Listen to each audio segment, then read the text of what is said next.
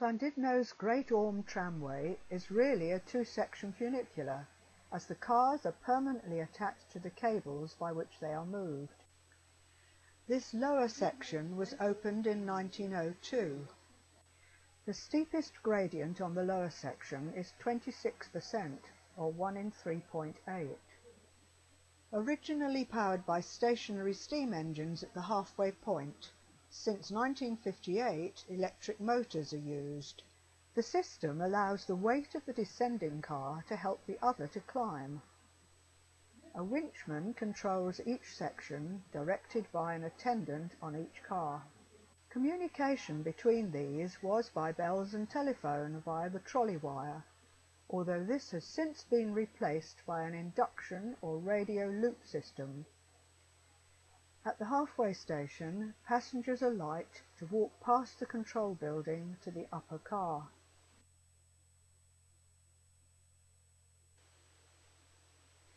This is on open land, so the cables are above ground.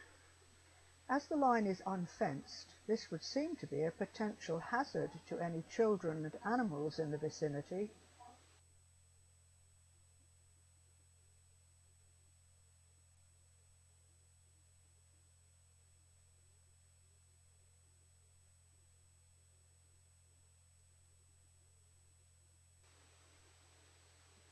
Finally, one arrives at the summit station, a little over 650 feet above the sea.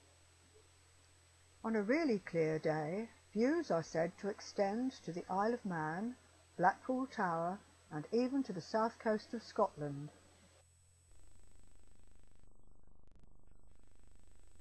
We now descend, the upper section's maximum gradient being 10%, or 1 in 10.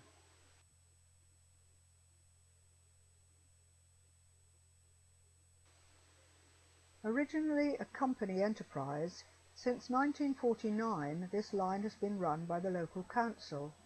It operates daily from late March to late October.